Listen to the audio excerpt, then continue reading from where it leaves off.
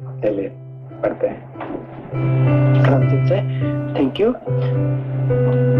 महाभारत पृष्ठ संख्या 1 से पढ़ेंगे शुरू से।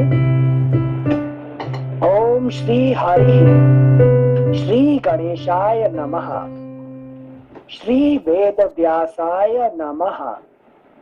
श्री महाभारतम आदि पर्व अनुक्रमणिका पर्व प्रथमोध्यायः। ग्रंथ का उपक्रम ग्रंथ में कहे हुए अधिकांश विषयों की संक्षिप्त सूची तथा इसके पाठ की महिमा। नारायण नमस्कृत्य नरं चैव नरोत्तमं देवीं सरस्वतीं व्यासं ततो जयमुदीरयेत्। बद्रिकाश्रम निवासी प्रसिद्ध ऋषि श्री नारायण तथा श्री नर अंतर्यामी नारायण स्वरूप भगवान श्री कृष्ण, उनके नित्य सखा नर स्वरूप नर श्रेष्ठ अर्जुन, उनकी लीला प्रकट करने वाली भगवती सरस्वती और उसके वक्ता महर्षि वेद व्यास को नमस्कार कर आसुरी संपत्तियों का नाश करके अंतःकरण पर दैवी संपत्तियों को विजय प्राप्त कराने वाले जय, महाभारत एवं अन्य इतिहास पुराण आदि का पाठ करना चाहिए। फुटनोट: मंगलाचरण का श्लोक देखने पर ऐसा जान पड़ता है कि यहाँ नारायण शब्द का अर्थ है भगवान श्री कृष्ण और नरोत्तम नर का अर्थ है नर रत्न अर्जुन। महाभारत में प्रायः सर्वत्र इन्हीं दोनों का नर नारायण के अवतार के रूप में उल्लेख हुआ है।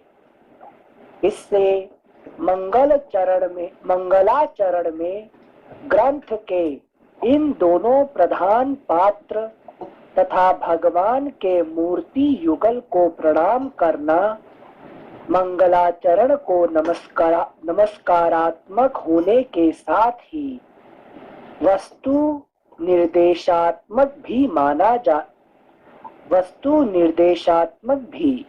बना देता है। इसलिए अनुवाद में श्री कृष्ण और अर्जुन का ही उल्लेख किया गया है। फुटनोटेंस: ऊपर जय करके एक शब्द आया था, जय का फुटनोट है। जय शब्द का अर्थ महाभारत नामक इतिहास ही है। आगे चलकर कहा है जयो नामेतिहासोयम इत्यादि, अथवा 18 पुराण, वाल्मीकि रामायण आदि सभी आर्ष ग्रंथों की संज्ञा जय है। अथवा 18 पुराण, वाल्मीकि रामायण आदि सभी आर्ष ग्रंथों की संज्ञा जय है। फुटनोटेंस: ओमकार स्वरूप भगवान वासुदेव को नमस्कार है। ओमकार स्वरूप भगवान पितामह को नमस्कार है। ओमकार स्वरूप ये भी पढ़ लीजिए संस्कृत मंत्र पढ़ लीजिए। हाँ से ओम नमो भगवते वासुदेवाय। ओम नमः पितामहाय। ओम नमः प्रजापतिभ्यः। ओम नमः कृष्णद्वैपायनाय। ओम नमः सर्वविघ्न विनायकेभ्यः। ओंकार स्वरूप भगवान वासुदेव को नमस्कार है। ओंकार स्वरूप भगवान पितामह को नमस्कार है। ओंकार स्वरूप प्रजापतियों को नमस्कार है। ओंकार स्वरूप श्री कृष्ण द्वैपायन को नमस्कार है। ओंकार स्वरूप सर्व विघ्न विनाशक विनायकों को नमस्कार है। सर ये जो क्या नाम कृष्ण द्वैपायन जी को नमस्कार है, ये व्यास जी को नमस्कार बोल रहे हैं सर? व्यास जी का असली नाम कृष्ण द्वैपायन है। व्यास जी का, व्यास जी तो है ना, जी जी, वो बुलाया जाता था, उनका नाम नहीं है। व्यास जी मतलब जो वेद को जिसने एडिट किया है ना, संकलन किया है, उसका जैसे प्रधानमंत्री बोलते हैं, प्रधानमंत्री उसका नाम नहीं है, उसका नाम क्या है? नरेंद्र मोदी। नरेंद्र मोदी उसका नाम है। हम बोलते हैं क्या? प्रधानमंत्री जी, ठीक है ना। प्रधानमंत्री तो कोई भी हो सकता है, इसलिए व्यास कोई भी हो सकता है। उसका नाम क्या है? कृष्ण द्वैपायन। अच्छा, ठीक है ना? ठीक है, हाँ, thank you sir. Thank you sir. श्लोक संख्या 2। एक समय की जो भी बैठते हैं वो बात करने के लिए उनको व्यासपीठ में बैठते हैं। व्यासपीठ कहा जाता है, ठीक है ना जी। जो भी बैठते हैं। Thank you sir. Thank you sir. श्लोक संख्या 1। एक समय की बात है, नैमिषारण्य में कुलपति महर्षि शौनक के 12 वर्षों तक चालू रहने वाले सत्र में, जब उत्तम एवं कठोर ब्रह्मचर्य आदि व्रतों का पालन करने वाले ब्रह्मर्षिगण अवकाश के समय सुख पूर्वक बैठे थे, सूत कुल को आनंदित करने वाले लोमहर्षण पुत्र उग्रश्रवा सौती स्वयं कौतूहलवश उन ब्रह्मर्षियों के समीप बड़े विनीत भाव से आए। वे पुराणों के विद्वान और कथावाचक थे। नैमिषारण्य फुटनोट। नैमिष नाम की व्याख्या वाराह पुराण में इस प्रकार मिलती है। एवं कृत्वा ततो देवो मुनिम गौर मुखम तदा उवाच निमिषेणेदं निहतं दानवं बलम् अरण्येऽस्मिस्ततस्त्वेतत् नैमिषारण्य संगीतम। ऐसा करके भगवान ने उस समय गौरमुख मुनि से कहा, मैंने निमिष मात्र में इस अरण्य वन के भीतर इस दानव सेना का संहार किया है। अतः यह वन नैमिषारण्य के नाम से प्रसिद्ध होगा। मैंने निमिष मात्र में इस अरण्य वन के भीतर इस दानव सेना का संहार किया है, अतः यह वन नैमिषारण्य के नाम से प्रसिद्ध होगा। समझ आया? एक निमिषा में ही असुरों का नाश कर दिया, मतलब पलक झपकने तक। एक निमिष में सारे दानवों का नाश कर दिए, ठीक है ना। क्या होता है, हम पढ़ते हैं ये जो महाभारत रामायण पुराण हम पढ़ते हैं, तो क्या एक निमिष में हमारे जितने सारे दानव है सब क्या करते हैं? ध्वंस हो जाते हैं एक निमिष में। टाइम लगता है क्या? अच्छा, जब आप पढ़ने, उससे पहले हम क्या क्या क्या क्या सोचते रहते हैं, और जब पढ़ने बैठते हैं तो क्या होता है? एक निमिष में सारे दानव खत्म होते हैं। इसलिए नैमिषारण्य, ठीक है ना। तो हम लोग जब पढ़ते हैं, ये है कि नहीं, ये सब क्या होता है? नैमिषारण्य हम रहते हैं, ठीक है ना। Thank you Sanjay. Thank you Sanjay. श्लोक संख्या फुटनोट 2। कुलपति। जो विद्वान ब्राह्मण अकेला ही 10 सहस्त्र जिज्ञासु व्यक्तियों का अन्न दानादि के द्वारा भरण पोषण करता है, उसे कुलपति कहते हैं। फुटनोट 3 सत्र। जो कार्य अनेक व्यक्तियों के सहयोग से किया गया हो और जिसमें बहुतों को ज्ञान, सदाचार आदि की शिक्षा तथा अन्न, वस्त्र आदि वस्तुएं दी जाती हों, जो बहुतों के लिए तृप्तिकारक एवं उपयोगी हों, उसे सत्र कहते हैं। अगला पृष्ठ संख्या 2, श्लोक संख्या 3। उस समय नैमिषारण्य वासियों के आश्रम में पधारे हुए उन उग्रश्रवा जी को उनसे चित्र विचित्र कथाएं सुनने के लिए सब तपस्वियों ने वही घेर लिया। उग्रश्रवा जी ने पहले हाथ जोड़कर उन सभी मुनियों को अभिवादन किया और आप लोगों की तपस्या सुखपूर्वक बढ़ रही है ना, इस प्रकार कुशल प्रश्न किया। उन सत्पुरुषों ने भी उग्रश्रवा जी का भली भांति स्वागत सत्कार किया। इसके अनंतर जब वे सभी तपस्वी अपने अपने आसन पर विराजमान हो गए, तब लोमहर्षण पुत्र उग्रश्रवा जी ने भी उनके बताए हुए आसन को विनय पूर्वक ग्रहण किया। तत्पश्चात यह देख कर कि उग्रश्रवा जी थकावट से रहित होकर आराम से बैठे हुए हैं, किसी महर्षि ने बातचीत का प्रसंग उपस्थित करते हुए यह प्रश्न पूछा, कमल नयन सूत कुमार, आपका शुभागमन कहाँ से हो रहा है? अब तक आपने कहाँ आनंद पूर्वक समय बिताया है? मेरे इस प्रश्न का उत्तर दीजिए। उग्रश्रवा जी एक कुशल वक्ता थे। इस प्रकार ये प्रश्न में नहीं, ये प्रश्न में क्या है, क्या उसका ये क्या पूछने का एक प्रश्न है क्या? नहीं समझे। अनिल जी आप कहाँ से आ रहे हैं? अभी कहाँ से आ रहे हैं? क्या पूछने लायक प्रश्न है क्या? अभी नहीं समझे।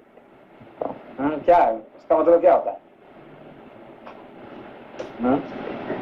समझे, मतलब इस कॉन्टेक्स्ट के लिए बोल रहे हैं कि ये प्रश्न के थ्रू वो क्या चाहते हैं प्रश्न करके, या उग्रश्रवा जी? अभी सब लोग आए हैं ना यहाँ पे, सब लोग आए हैं। एक पूछना भाई मुकेश जी कहाँ से आए हैं अभी, है कि नहीं? ये बता किसान कहाँ से आए हैं, सब पूछने लायक है क्या? पूछता है कोई नहीं पूछता है कि नहीं? हम आए हैं, ठीक है, अब कहाँ से आए हैं कोई पूछता नहीं है ना, है कि नहीं? शास्त्र का पहला यहाँ सबसे पहला प्रश्न क्या है? महाभारत का सबसे पहला प्रश्न क्या है? आप कहाँ से आ रहे हैं? कहाँ से आ रहे हैं? उसका अर्थ क्या है? जैसे ये जन्म जन्म की यात्रा के लिए बोल रहे हैं क्या, कि क्या कहीं से? ये नहीं है। नहीं, यहाँ पे होता है, ये सूत जी ऐसे व्यक्ति है कि वो कहीं कथा सुना जाते नहीं है। जहाँ जाते हैं उसका मतलब कुछ लेके आए हैं यहाँ पे, है कि नहीं? वो कहीं खाली कहीं जाते नहीं, मतलब कहीं ऐसे गॉसिप करने के लिए जाने वाला नहीं है। जहाँ जाते हैं कुछ अच्छे कार्यों में जाते हैं, और है कि नहीं? तो हमेशा वो ऐसे जगह पे रहते हैं, है कि नहीं? सत्संग के बिना कहीं रहते नहीं है। और कोई साधारण सत्संग नहीं है, ये बड़े बड़े ऋषि मुनि महर्षि ऐसे ऋषि मुनि कहीं ना कहीं ऐसे कहीं ना हमेशा घूमते रहते हैं। इसीलिए उनको प्रश्न पूछा जाता है कि तुम कहाँ से आए हैं। बाकी सबको पूछते नहीं है, है कि नहीं? आज तक किसी भी आपने कि किसी ने किसी को पूछना ऐसा कभी हुआ ही नहीं है कि नहीं? और किसको पूछते हैं? नारद मुनि को पूछते हैं हमेशा, है कि नहीं? आप नारद मुनि आप कहाँ से आए हैं, उसका मतलब ये भी कहीं बेफालतू जगह पे जाने वाले नहीं है, ठीक है ना? अच्छा, हाँ। इसीलिए हमको प्रश्न पूछा था कि सूत जी आप कहाँ से आ रहे हैं, नारद मुनि जी आप कहाँ से आ रहे हैं। तो ऐसे दो व्यक्ति को ही पूछा जाता है हमेशा, कहाँ से आ रहे हैं, है कि नहीं? क्योंकि वो एक मिनट भी नष्ट करने वाले व्यक्ति नहीं है दोनों, ठीक है ना? अच्छा, मतलब महाभारत का सबसे पहला प्रश्न। हाँ समझे। सर उनकी जिज्ञासा ये थी कि क्या आप पिछली कथा कहाँ सुना के आए हैं, कि आप कहाँ से आए? हमेशा ये जो व्यक्ति है, कौन? सूत जी है, हमेशा हमेशा ऐसे या- पहले से उसने निश्चित करते आज कहाँ जाना है कि नहीं, कहाँ कथा हो रहा है कि जी। नहीं, आज मैंने इस जगह पे जाके ये कथा सुन के आया है कि नहीं। जब परीक्षित भागवत में क्या हुआ है, वही लोग ने पूछते हैं कहाँ से आए, नहीं हमने मैं गया था कहाँ पे ना सुखदेव जी है कि नहीं, परीक्षित जी को जो कथा सुना रहे थे मैं वहीं बैठा था, ठीक है ना। और आज है कि नहीं, हर बार जाके आते हैं और ये लोग उसे उनसे ले लेते हैं, प्रसाद ले लेते हैं, ठीक है ना। हाँ जी सर, और थैंक यू। ठीक। Thank you sensei. श्लोक संख्या 7 फिर से पढ़ रहे हैं। कमल नयन सूत कुमार, आपका शुभागमन कहाँ से हो रहा है? अब तक आपने कहाँ आनंद पूर्वक समय बिताया है?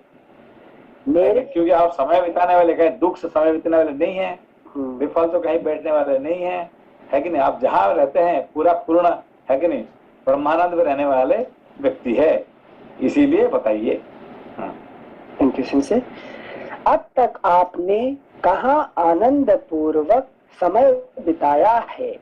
मेरे इस प्रश्न का उत्तर दीजिए।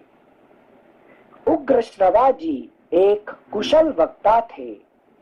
इस प्रकार प्रश्न किए जाने पर वे शुद्ध अंतःकरण वाले मुनियों की उस विशाल सभा में ऋषियों तथा राजाओं से संबंध रखने वाली उत्तम एवं यथार्थ कथा कहने लगे।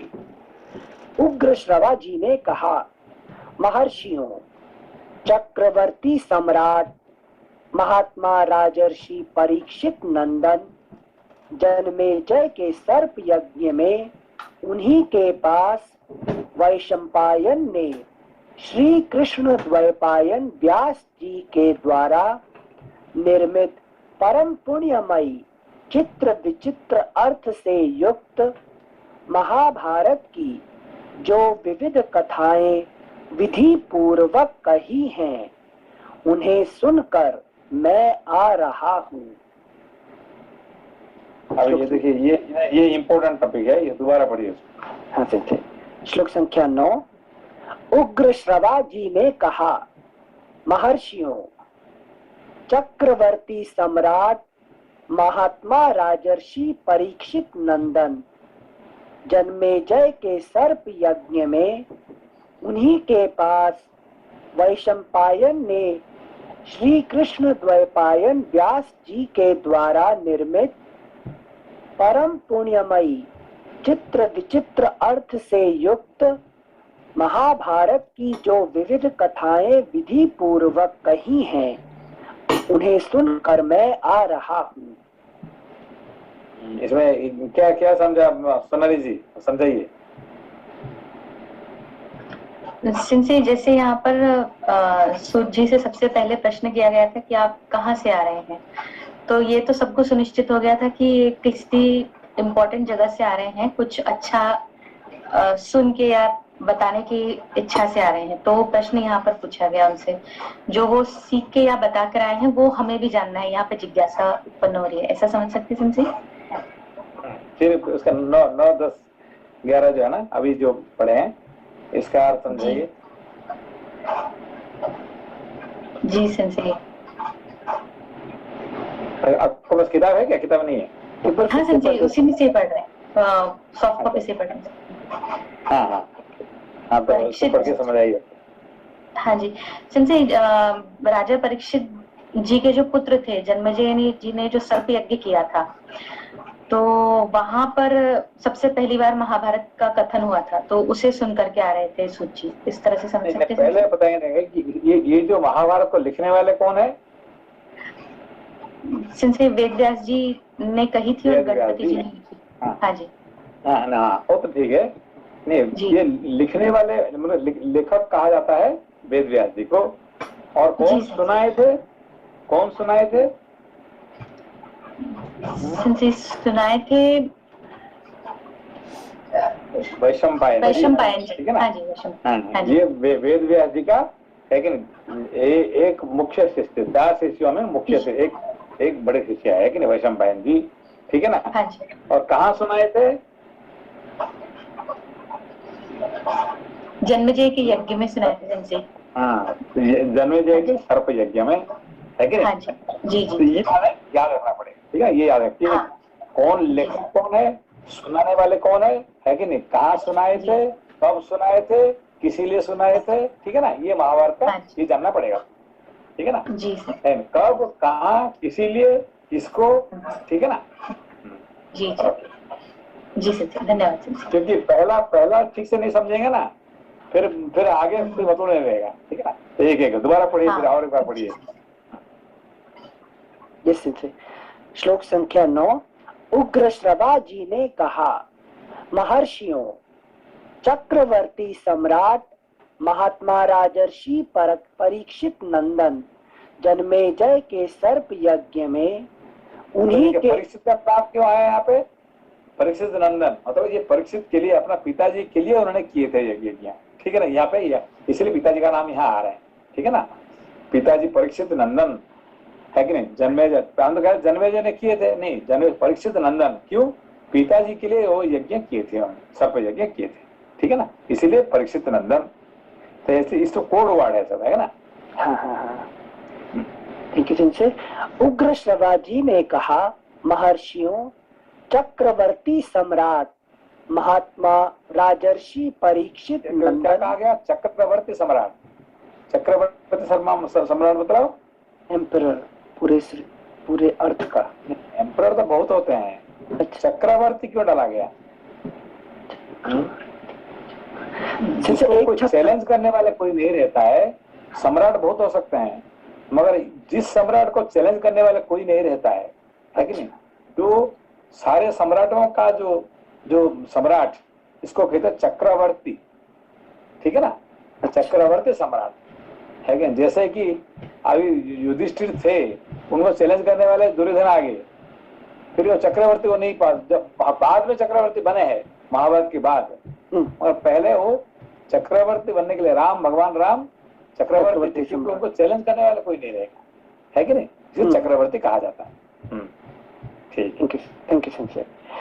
उग्रश्रवा जी ने कहा, महर्षियों, चक्रवर्ती सम्राट महात्मा राजर्षि परीक्षित नंदन जन्मेजय के सर्प यज्ञ में उन्हीं के पास वैशंपायन ने श्री कृष्ण द्वैपायन व्यास जी के द्वारा निर्मित परम पुण्यमयी चित्र विचित्र अर्थ से युक्त महाभारत की जो विविध कथाएं विधि पूर्वक कही हैं, उन्हें सुनकर मैं आ रहा हूँ।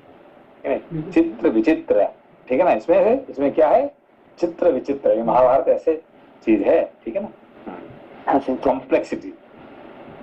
हाँ जैसे यहाँ पर परीक्षित, अच्छा वो भागवतम में कवर करते हैं ना परीक्षित का पूरा स्टोरी, फिर जन्मेजय ने यज्ञ किया तो आएगा नहीं, अभी यहाँ पे इसने ये जो क्या कहते हैं, तीन श्लोक में तुमने पूरा उसने सारांश डाल दिया, कॉन्टेक्स्ट डाल दिया, ठीक है ना? कौन की कर रहा था, किसके लिए कर रहा था, क्यों किया था, कौन लिखा था, किसने पढ़ा था, ठीक है ना? यहाँ पे वक्ता कौन है? वैशंपायन जी उस टाइम बोल रहे थे। श्रोता कौन है? श्रोता सर्प यज्ञ के सारे ऑडियंस, जन्मेजय के सारे नहीं, हमेशा मुख्य आदमी कौन है यहाँ पे, है कि नहीं? मुख्य जन्मेजय यहाँ पे। हाँ, तो मेन वक्ता कौन है यहाँ पे? वैशंपायन। मेन वक्ता है वैशंपायन जी। मेन श्रोता कौन है? जन्मेजय जी, ठीक है ना? Thank you sir. श्लोक संख्या 12। मैं बहुत से तीर्थों एवं धामों की यात्रा करता हुआ ब्राह्मणों के द्वारा सेवित उस परम पुण्यमय समंत पंचक क्षेत्र कुरुक्षेत्र देश में गया, जहां पहले कौरव पांडव एवं अन्य सब राजाओं का युद्ध हुआ था। वहीं से आप लोगों के दर्शन की इच्छा लेकर मैं यहाँ आपके पास आया हूँ। एक बार फिर से पढ़ रहे हैं।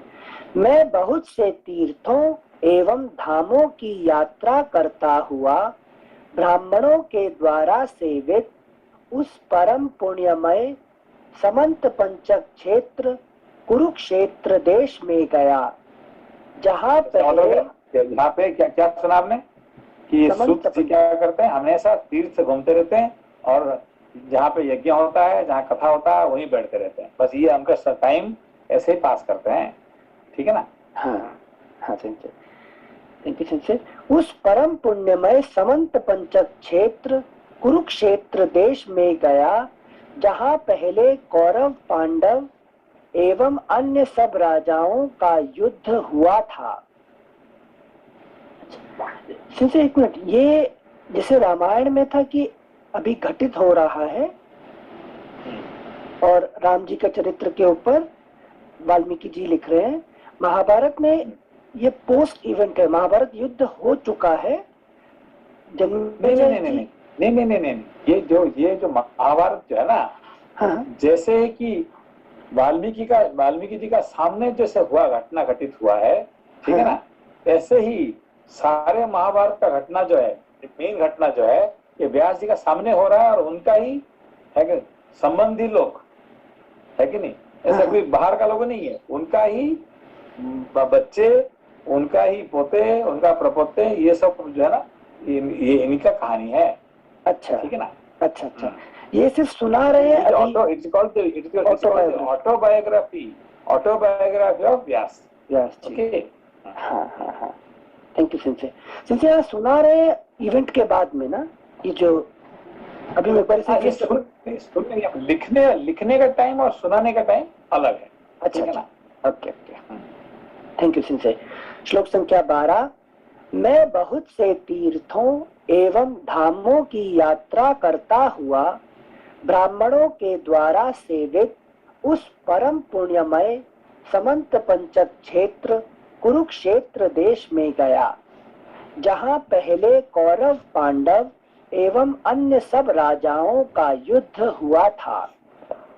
वहीं से आप लोगों के दर्शन की इच्छा लेकर मैं यहाँ आपके पास आया हूँ। मेरी यह मान्यता है कि आप सभी दीर्घायु एवं ब्रह्म स्वरूप हैं।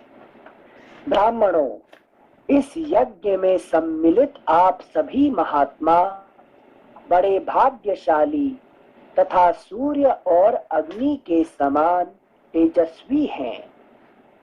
इस समय आप सभी स्नान, संध्या वंदन, जप और अग्निहोत्र आदि करके शुद्ध हो अपने अपने आसन पर स्वस्थ चित्त से विराजमान हैं। आज्ञा कीजिए, मैं आप लोगों को क्या सुनाऊं? क्या मैं आप लोगों अनिल जी, भैया नमस्ते संसी। नमस्ते नमस्ते संसी, ये जो नंबर 1 और 2 में बोला था कि ये लोमहर्षण पुत्र उग्रश्रवा जो हैं वो शौनक के 12 वर्षों तक चालू रहने वाले सत्र में आए थे। और उसमें फिर ऐसा लिखा है कि कठोर ब्रह्मचर्य अधिव्रत का पालन करने वाले महर्षिगण अवकाश के समय सुखपूर्वक बैठे थे। तो वो यज्ञ का पर्पस कुछ और था, मतलब शौनक जी कौन है और उनका यज्ञ क्यों चल रहा था, ये कुछ आइडिया लगा सकते हैं क्या समझे हम लोग? इसके बारे में मैंने पढ़े था ना भागवतम में ये जो सोनक और उनका जो सोनक जी जो कुलपति है और उनके साथ बहुत सारे जो ऋषि लोगों ने वो क्या करते हैं, 12 साल का यज्ञ करते रहते हैं, ठीक है ना। तो यज्ञ में है कि नहीं, ये लोग दिन भर क्या करते हैं, बहुत कुछ करते हैं। इसमें यज्ञ में बहुत वैरायटी का यज्ञ है कि नहीं। उसमें है कि नहीं, द्रव्य यज्ञ होता है, इसमें ज्ञान यज्ञ होता है, विभिन्न यज्ञ होता है। और शाम का टाइम पे है कि नहीं, वो यज्ञ नहीं हो सकता है। कौन सा? द्रव्य यज्ञ आप नहीं कर सकते, ये यज्ञ नहीं। फिर क्या करेंगे, कथा सुनने का टाइम होता है, ठीक है ना। तो ये होते हैं विजिटिंग प्रोफेसर। कौन? सूत जी विजिटिंग प्रोफेसर। हाँ, वो आते हैं और शाम का टाइम पे उनको पढ़ाते हैं, ठीक है ना। कभी भागवतम पढ़ाते हैं, कभी रामायण पढ़ाते हैं, कभी महाभारत पढ़ाते हैं, ये उनका काम है, ठीक है। ये तो मेन ही पढ़ाई लग रही है ये अवकाश के समय कैसे चल सकती है संजय? इतने नहीं नहीं नहीं, ये मेन नहीं है, ये अवकाश है। नहीं, ये मेन नहीं। जैसे कि आप देखिए, आपने दिन भर क्या करते हैं? दिन भर रामायण महाभारत पढ़ते हैं क्या? दिन भर क्या करते हैं? नहीं, आप अपना यज्ञ करते हैं, आप अपना कर्म करते हैं, है कि नहीं? तो हाँ। शाम के टाइम पे इकट्ठे होते हैं क्या करने के लिए? महाभारत पढ़ने के लिए। तो काम खत्म होने के बाद आपने खाना खा लिया, आपने ये कर लिया, काम कर लिया, सब खत्म करने के बाद जो अवकाश का टाइम पे आप महाभारत रामायण, ठीक है ना? दिन भर बैठ नहीं पढ़ते मर्जी, है कि नहीं? आपको बोले दिन को 10 बजे से 10 से हम कल से क्या करेंगे? 10 से 12 बजे तक हम पढ़ेंगे, तो फिर क्या कोई नहीं आएगा? क्योंकि वो मेन टाइम होता है लोगों का, है कि नहीं? तो ये अवकाश के समय पे हम जैसे पढ़ते हैं रामायण महाभारत, ऐसे ही ये भी अवकाश का टाइम पे पढ़ना, ठीक है ना? मेन नहीं है। हाँ जी sir, thank you sir. Thank you. इसको कहते हैं non detail, not detail, non detail, है कि non detail study. Sorry sir, क्या नॉन डिटेल स्टडी मतलब? हाँ, non detail study. Detail study नहीं है ये, नॉन डिटेल स्टडी। जैसे हम लोग पढ़ते हैं ना कि हम जब आश्रम में पढ़ते थे, है कि नहीं, गुरुकुल में पढ़ते थे, क्या है कि दिन भर का जब पढ़ाई होता है, ये वेद होता है, उपनिषद होता है, अलग अलग होता है, और शाम को क्या होता है? नॉन डिटेल, मतलब ये जो पुराण होता है, रामायण महाभारत, ये सब पढ़ाई होते हैं शाम के टाइम पे, इवनिंग टाइम, सत्संग के टाइम पे, ठीक है ना? रामायण महाभारत पुराण जो है ना, दिन में नहीं होता है, शाम के टाइम पे, है कि नहीं? यस संजय, वो अच्छा लगा मैं आपका। जैसे आप दिन भर यज्ञ करते हैं और रात को जब अवकाश मिलता है तब रामायण महाभारत पढ़ते हैं। पूरा जीवन उल्टा है। हाँ Sanjay.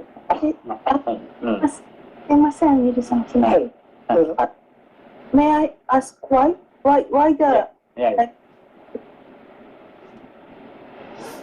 the topic? Can you say again?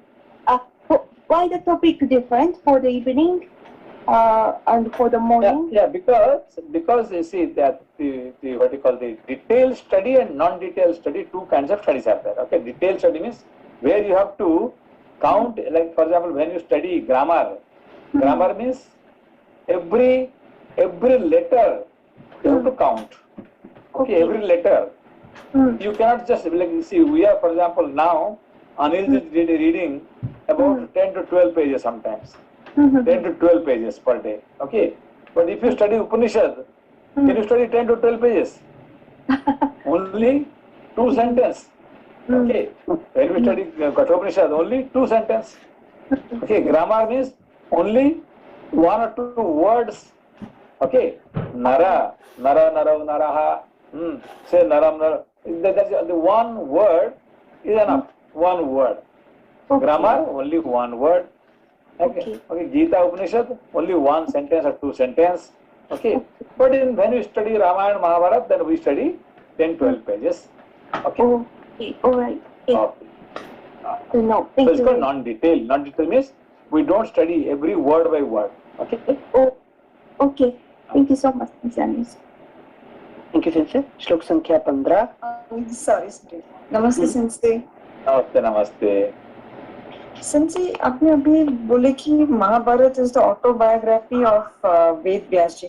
तो संजय, वेद व्यास जी ने लिखे हैं और यहाँ पे मतलब पहले जैसे वैशंपायन जी ने जन्मेजय को बोले थे, और अभी यहाँ पे हाँ, एक्चुअली कि इन्होंने जो लिखे हैं, ये जो लिखे हैं मतलब एक्चुअली क्या है कि ऑफकोर्स लिखने वाले कौन है, बेसिकली वो इतने बड़ा था कि उसको है कि नहीं, उसको किताब में लिखने में वो लिख नहीं पाए क्योंकि बहुत बड़ा है, लेकिन 1 लाख श्लोक है, इसीलिए उन्होंने गणेश जी को उन्होंने रिक्वेस्ट किए, ठीक है ना, आप मेरे लिए ये लिख लीजिए, है कि क्यों मेरे पास क्योंकि कंप्यूटर नहीं है, टाइपराइटर नहीं है कि नहीं, आई हैव टू ओबी लिखने के लिए चाहिए, बड़ा मुश्किल चाहिए क्योंकि एक अक्षर लिखने के लिए बहुत मुश्किल है, लिखने में लिखना पड़ेगा, है कि नहीं, तो वो मुश्किल है, इसीलिए गणेश जी को उन्होंने रिक्वेस्ट किया कि आप प्लीज आप लिख लीजिए, है कि नहीं, तो गणेश जी उसको लिखे उसको बेसिकली, ठीक, थैंक यू सर।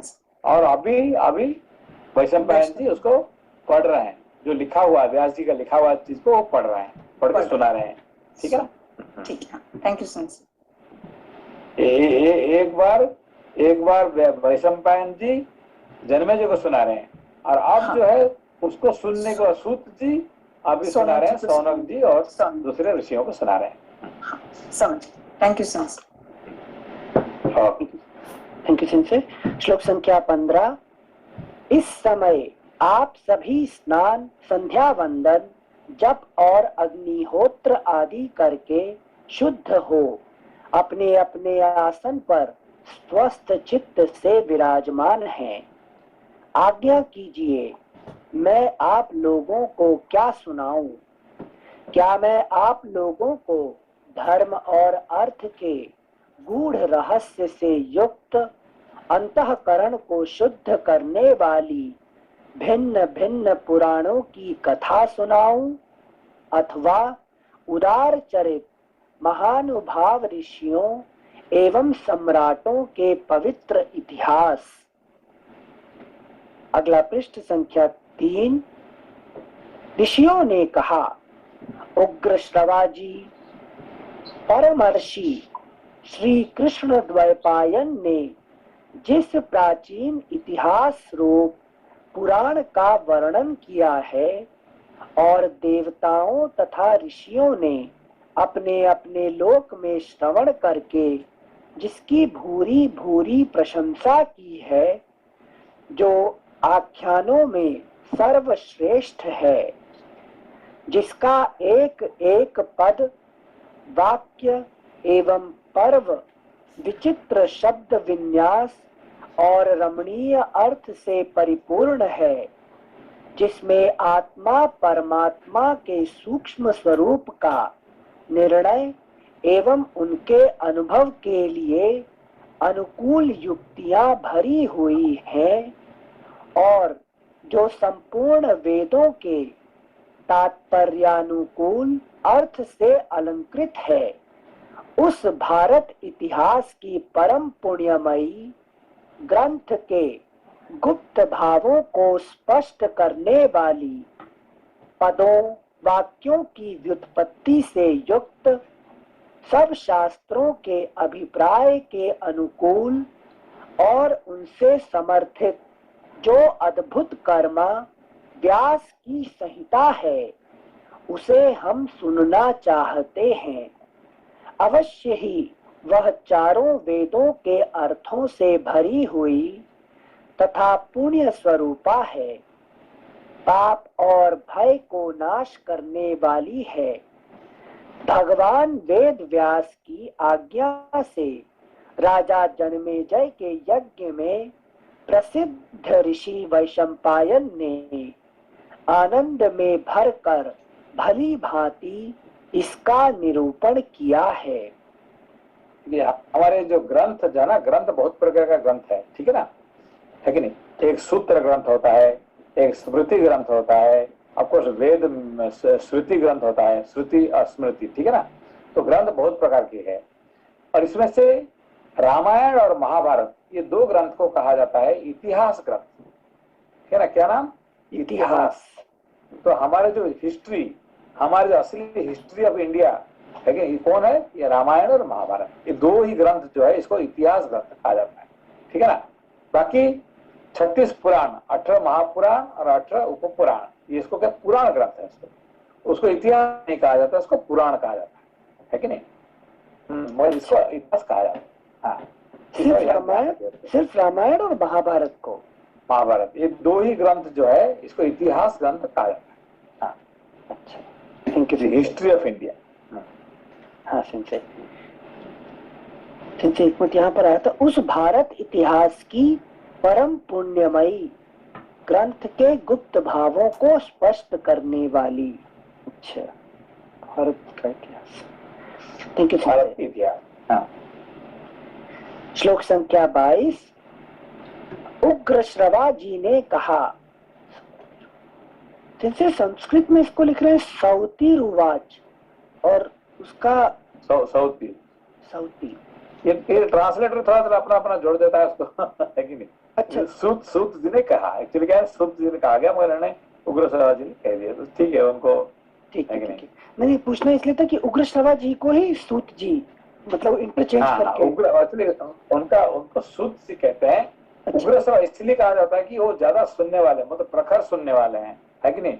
वो इतने इतने गहर से सुनते हैं कि वो दूसरे को एज इट इज सुना सकते हैं। उग्र श्रवा मतलब क्या है कि उनका, हम लोग सुनते हैं, हम क्या कर, जब तक कल है कि नहीं, तो 24 घंटे के बाद 90% वो डायल्यूट हो जाता है, ठीक है ना, आखिर आप भूल जाते हैं।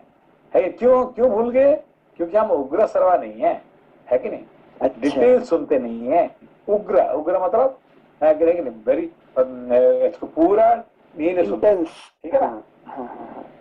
Thank you Singh. इसीलिए उनका नाम उग्र श्रवा, कि इतने सुनते हैं कि उनको, है कि नहीं, सालों के बाद कोई पूछता है तो उसको एज इट इज समझा सकते हैं, ठीक है। अच्छा, थैंक यू सिंह। श्लोक संख्या 22। उग्र श्रवा जी ने कहा, जो सबका आदि कारण, अंतर्यामी और नियंता है, यज्ञों में जिसका आवाहन और जिसके उद्देश्य से हवन किया जाता है, जिसकी अनेक पुरुषों द्वारा अनेक नामों से स्तुति की गई है, जो रिक्त सत्य स्वरूप एकाक्षर ब्रह्म प्रणव एवं एकमात्र अविनाशी और सर्वव्यापी परमात्मा व्यक्ताव्यक्त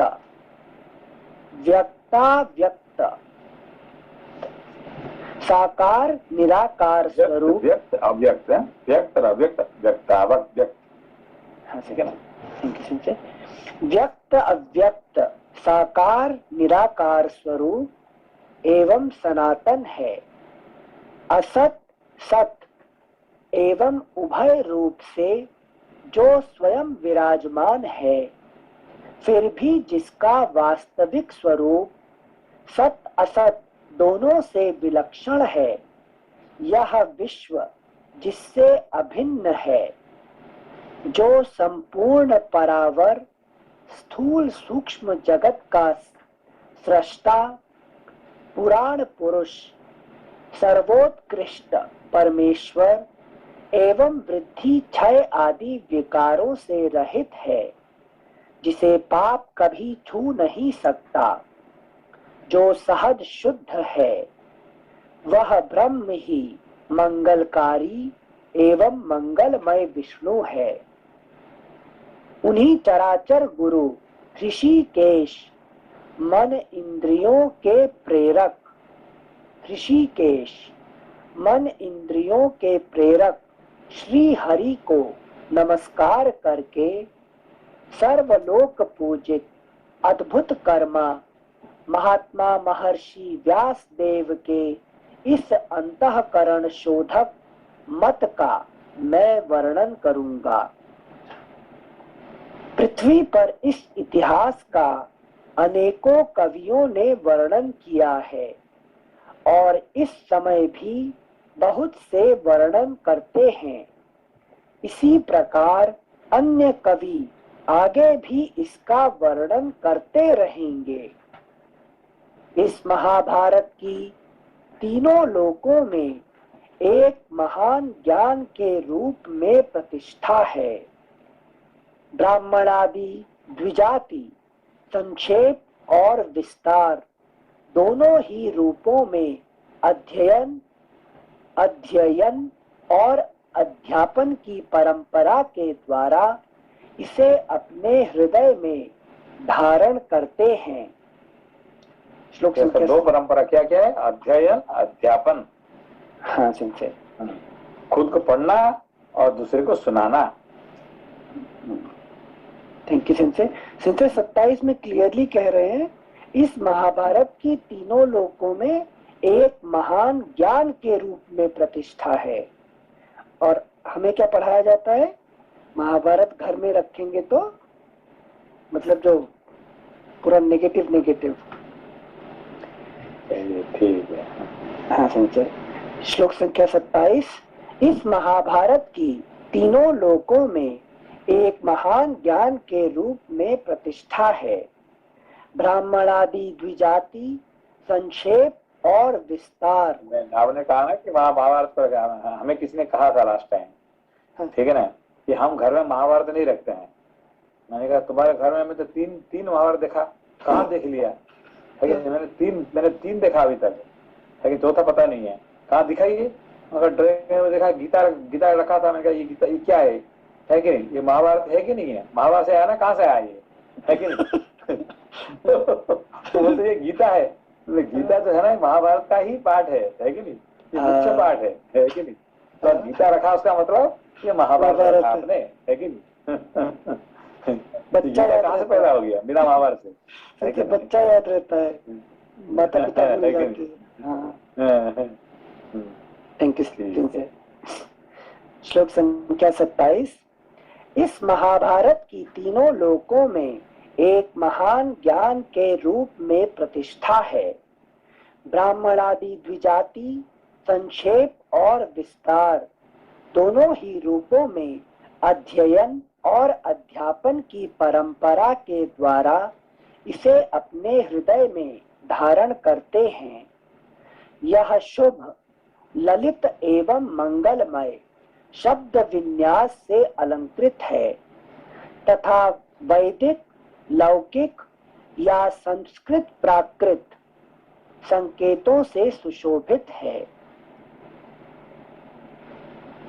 अनुष्टुप, इंद्र, वज्रा आदि नाना प्रकार के छंद भी इसमें प्रयुक्त हुए हैं। अतः यह ग्रंथ विद्वानों को बहुत ही प्रिय है। हिमालय की पवित्र तलहटी में पर्वतीय गुफा के भीतर धर्मात्मा व्यास जी स्नान आदि से शरीर शुद्धि करके पवित्र हो कुश का आसन बिछाकर बैठे थे। उस समय नियम पालन पूर्वक शांत चित्त हो वे तपस्या में संलग्न थे। ध्यान योग में स्थित हो उन्होंने धर्म पूर्वक महाभारत इतिहास के स्वरूप का विचार करके ज्ञान दृष्टि द्वारा आदि से अंत तक सब कुछ प्रत्यक्ष की भांति देखा और इस ग्रंथ का निर्माण किया। सृष्टि के प्रारंभ में जब यहाँ वस्तु विशेष या नाम रूप आदि का भान नहीं होता था, प्रकाश का कहीं नाम नहीं था, सर्वत्र अंधकार ही अंधकार छा रहा था, उस समय एक बहुत बड़ा अंड प्रकट हुआ जो संपूर्ण प्रजाओं का अविनाशी बीज था। श्लोक संख्या 29 एक बार फिर से पढ़ रहे हैं। सृष्टि के प्रारंभ में जब यहाँ वस्तु विशेष या नाम रूप आदि का भान नहीं होता था, प्रकाश का कहीं नाम नहीं था, सर्वत्र अंधकार ही अंधकार छा रहा था, उस समय एक बहुत बड़ा अंड प्रकट हुआ जो संपूर्ण प्रजाओं का अविनाशी बीज था। अगला पृष्ठ संख्या 4। ब्रह्म कल्प के आदि में उसी महान एवं दिव्य अंड को 4 प्रकार के प्राणी समुदाय का कारण कहा जाता है, जिसमें सत्य स्वरूप ज्योतिर्मय सनातन ब्रह्म अंतर्यामी रूप से प्रविष्ट हुआ है, ऐसा श्रुति वर्णन करती है। फुटनोट: तत् सृष्ट्वा तदेवानु प्राविशत, तैत्तिरीय उपनिषद। ब्रह्म ने तत्सृष्ट्वा उसको बना के तदेवा अनुप्रविशत, इसका मतलब उसका अंदर में घुस गए, उसको बना के उसका अंदर में घुस गए। अच्छा अच्छा अच्छा अच्छा, क्रिएट किया फिर। तत् मतलब उसको, सृष्टवा बना के, तदेव उसके अंदर में, अनुप्राविशत उसके अंदर में घुस गए, है कि नहीं। तो ये हमारा शरीर कौन बनाया? ब्रह्म, ईश्वर ने ही बनाया, ब्रह्म ने नहीं, ईश्वर नहीं, ईश्वर को मतलब है हमारे जो शरीर को कौन बनाया? हमारे आत्मा, है कि नहीं। हमारे आत्मा बनाया, है कि नहीं, उसका अंदर में घुस गया, ठीक है ना।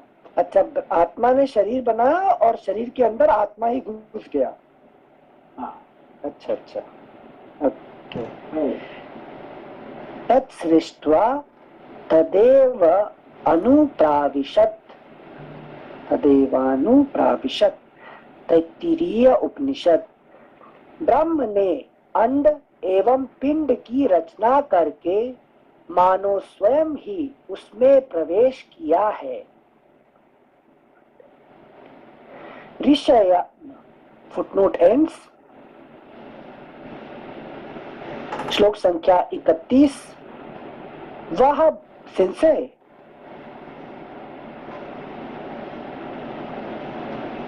Can you hear me? श्लोक संख्या 31 पढ़ते हैं फिर। वह ब्रह्म अद्भुत अचिंत्य सर्वत्र समान रूप से व्याप्त अव्यक्त सूक्ष्म कारण स्वरूप एवं अनिर्वचनीय है, और जो कुछ सत असत रूप में उपलब्ध होता है सब वही है। एक बार फिर से पढ़ रहे हैं 31। वह ब्रह्म अद्भुत अचिंत्य सर्वत्र समान रूप से व्याप्त अव्यक्त, सर्वत्र समान रूप से व्याप्त अव्यक्त सूक्ष्म कारण स्वरूप एवं अनिर्वचनीय है, और जो कुछ सत असत रूप में उपलब्ध होता है सब वही है। श्लोक संख्या 32। उस अंड से ही प्रथम देहधारी प्रजापालक प्रभु देव गुरु पितामह ब्रह्मा तथा रुद्र मनु प्रजापति परमेष्ठी प्रचेताओं के पुत्र दक्ष तथा दक्ष के 7 पुत्र क्रोध तम दम विक्रीत अंगिरा करदम और अश्व प्रकट हुए। तत्पश्चात प्रकट हुए? क्रोध तम दम विक्रीत अंगिरा करदम और अश्व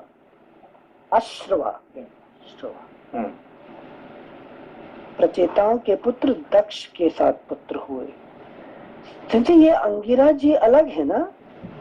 अत्रि अंगिरा वो जो सप्तर्षि में गिनते हैं कि वही है? नहीं, वही इनका सबका अपना अपना काम है। अच्छा। इसीलिए वो पैदा होते हैं। ओके। सप्तर्षि भी उनके अंदर में आते हैं। अच्छा, ठीक है। ओके संजय। श्लोक संख्या 32 एक बार फिर से पढ़ते हैं। उस अंड से ही प्रथम देहधारी प्रजापालक प्रभु देव गुरु पितामह ब्रह्मा तथा रुद्र मनु प्रजापति परमेष्ठी प्रचेताओं के पुत्र दक्ष तथा दक्ष के 7 पुत्र क्रोध तम दम विक्रीत अंगिरा करदम और अश्व प्रकट हुए। तत्पश्चात 21 प्रजापति मरीचि आदि 7 ऋषि और 14 मनु पैदा हुए। फुटनोट। ऋषयः सप्त पूर्वे ये मनवश्च 14 एते प्रजानां पतय एभिः कल्पः समाप्यते। नीलकंठी प्रजापति का व्याख्या कर रहे हैं, ठीक है ना? अच्छा। नीलकंठी में ब्रह्मांड पुराण का वचन प्रजापति का। अब यहाँ क्या नाम दिया? नीलकंठी मतलब क्या है? नीलकंठ एक व्यक्ति है जिन्होंने महाभारत का पूरा संपूर्ण महाभारत का कमेंट्री लिखा है। इसलिए पहले से ये था ना, ये भी यहाँ पे नीलकंठी मतलब जब आएगा तो नीलकंठ ने इसको लिखे है, भाष्य लिखा है महाभारत। Thank you Singh. मरीचि आदि 7 ऋषि और 14 मनु पैदा हुए। श्लोक संख्या 34। जिन्हें मत्स्य कूर्म आदि अवतारों के रूप में सभी ऋषि मुनि जानते हैं, वे अप्रमेयात्मा विष्णु रूप पुरुष और उनकी विभूति रूप विश्वदेव, आदित्य, वसु एवं अश्विनी कुमार आदि भी क्रमशः प्रकट हुए हैं। तदनंतर यक्ष, साध्य, पिशाच, गुह्यक और पितर एवं तत्वज्ञानी सदाचार परायण साधु शिरोमणि ब्रह्मर्षि गण प्रकट हुए। इसी प्रकार बहुत से राजर्षियों का प्रादुर्भाव हुआ है, जो सब के सब शौर्यादि सद्गुणों से संपन्न थे। क्रमशः उसी ब्रह्मांड से जल, द्युलोक, पृथ्वी, वायु, अंतरिक्ष और दिशाएं भी प्रकट हुई हैं। संवत्सर, ऋतु, मास, पक्ष, दिन तथा रात्रि का प्राकट्य भी क्रमशः उसी से हुआ है। इसके सिवा और भी जो कुछ लोक में देखा या सुना जाता है, वह सभी उसी अंड से उत्पन्न हुआ है। यह जो कुछ भी स्थावर जंगम जगत दृष्टिगोचर होता है, वह सब प्रलय काल आने पर अपने कारण में विलीन हो जाता है।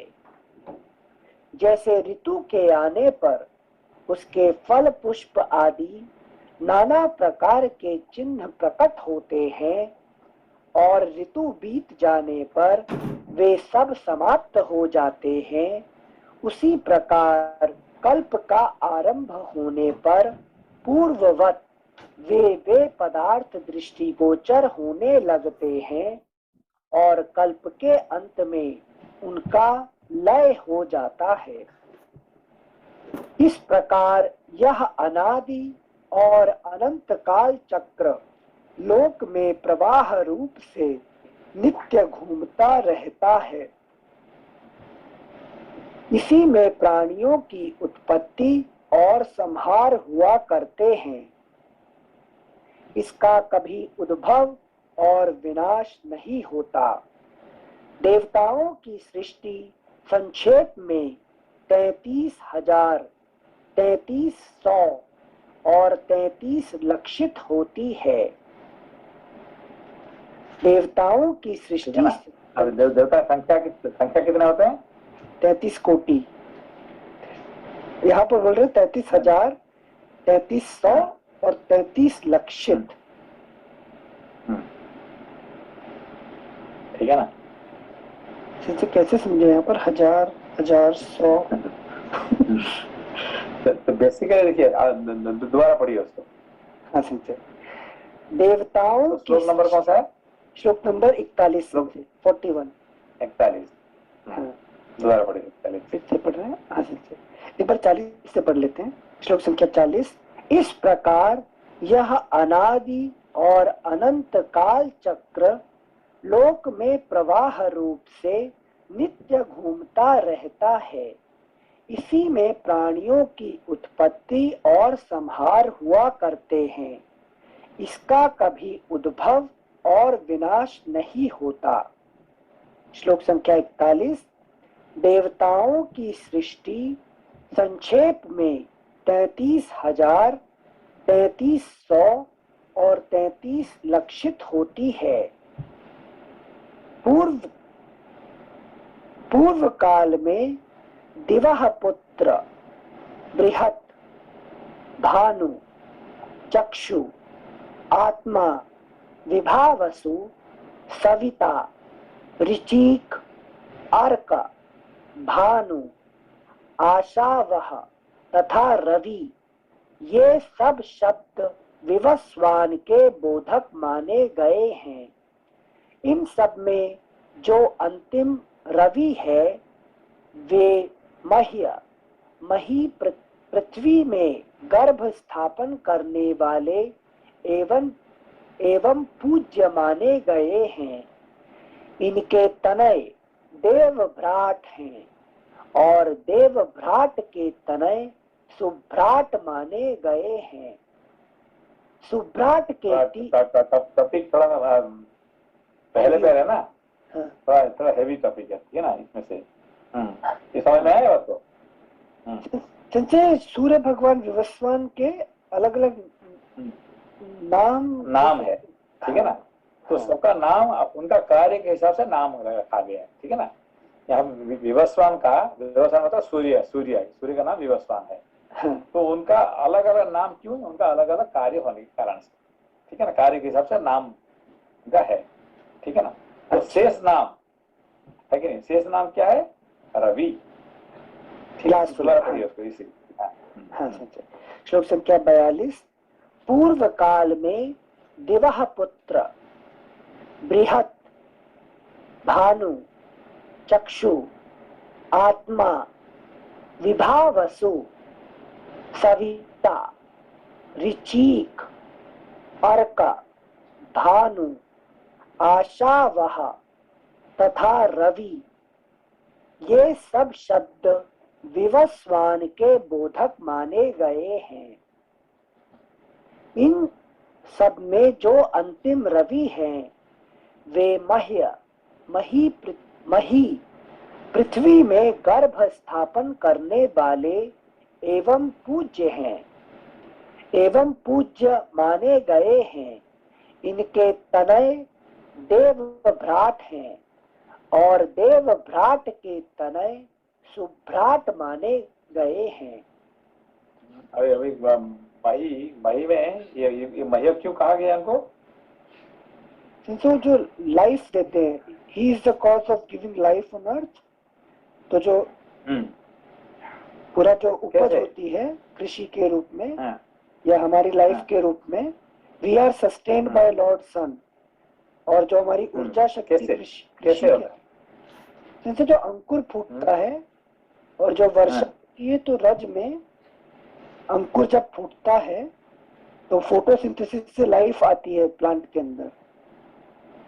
देखिए कि जब क्या कहते हैं, जब सूर्य नहीं होते हैं तो क्या होता है? तो अंधेरा होता है, वहां पर प्रकाश नहीं होता। अंधेरा होने से क्या होता है? अंधेरा होने से जीवन नहीं रहता, संसार सो जाता है। संसार सो जाता है, लाइफ होता नहीं है, ठीक है ना। अंकुर कब होता है? तो सूर्य उदय होने के कारण बाद में, ठीक है ना। सूर्य नहीं होने से लाइफ नहीं होता है कि नहीं। Total life is brought by lord sun, ठीक है ना। आप देखिए जो यहाँ पे क्या कहते हैं, जब गर्मी नहीं होता है तो ठंड होने से बर्फ हो जाता है, बर्फ होने से लाइफ वहां पे फिनिश हो जाता है, कुछ भी नहीं होता है कि वहां घास भी नहीं उगता है, बाकी तो छोड़ो, है कि नहीं। ठीक है, थैंक यू संजय। वे मही पृथ्वी में गर्भ स्थापन करने वाले एवं पूज्य माने गए हैं। इनके तनय देव भ्राट हैं और देव भ्राट के तनय सुभ्राट माने गए हैं। संजय, तनय मतलब उनके पुत्र बोल रहे हैं ना? पुत्र, ओके। श्लोक संख्या पुत्र है उसको संतान, पुत्र मत बोलिए, पुत्र मतलब कन्या। अच्छा, संतान। Thank you Sanjay. श्लोक संख्या 44। सुभ्राट के 3 पुत्र हुए, वे सब के सब संतानवान और बहुश्रुत अनेक शास्त्रों के ज्ञाता हैं। उनके नाम इस प्रकार हैं: दश ज्योति, शत ज्योति तथा सहस्र ज्योति। अगला पृष्ठ संख्या 5। महात्मा दश ज्योति के 10,000 पुत्र हुए, उनमें भी 10 गुने अर्थात 1,00,000 पुत्र यहाँ शत ज्योति के हुए। फिर उनसे भी 10 गुने अर्थात 10,00,000 पुत्र सहस्र ज्योति के हुए। उन्हीं से यह कुरु वंश, यदु वंश, भरत वंश, ययाति और इक्ष्वाकु के वंश तथा अन्य राजर्षियों के सब वंश चले। प्राणियों की सृष्टि परंपरा और बहुत से वंश भी इन्हीं से प्रकट हो विस्तार को प्राप्त हुए हैं। भगवान वेद व्यास ने अपनी ज्ञान दृष्टि से संपूर्ण प्राणियों के निवास स्थान धर्म अर्थ और काम के भेद से त्रिविध रहस्य कर्मोपासना ज्ञान रूप वेद विज्ञान सहित योग धर्म अर्थ एवं काम, इन धर्म काम और अर्थ रूप तीन पुरुषार्थों के प्रतिपादन करने वाले विविध शास्त्र लोक व्यवहार की सिद्धि के लिए आयुर्वेद धनुर्वेद स्थापत्य वेद गांधर्व वेद आदि लौकिक शास्त्र सब उन्हीं 10 ज्योति आदि से हुए हैं। इस तत्व को और उनके स्वरूप को भली भांति अनुभव किया। उन्होंने ही ठीक है, अभी इसको बंद करते हैं क्योंकि ये सारा टॉपिक, क्योंकि पहला फर्स्ट चैप्टर ना, फर्स्ट चैप्टर में सारे ज्ञान भरा रहता है, ये थोड़ा मुश्किल है। ठीक है, अच्छा, हाँ। तो इसको साथ चबा के पढ़ना पड़ेगा। ठीक है, ठीक है संजय, ये स्टार्टिंग से पढ़ेंगे पेज 5 से फिर। ठीक ठीक, थैंक यू और संजय नमस्ते। नमस्ते नमस्ते, क्या बोल रहे हैं? इसमें एक प्रश्न है तो फिर कल ही पूछते हैं। ठीक है, ओके, नमस्ते संजय। नमस्कार, नमस्ते, कल ट्यूसडे है नमस्कार, संजय, फिर नमस्कार। परसों पढ़ेंगे, कल ट्यूसडे है। हाँ, थैंक यू। ओके।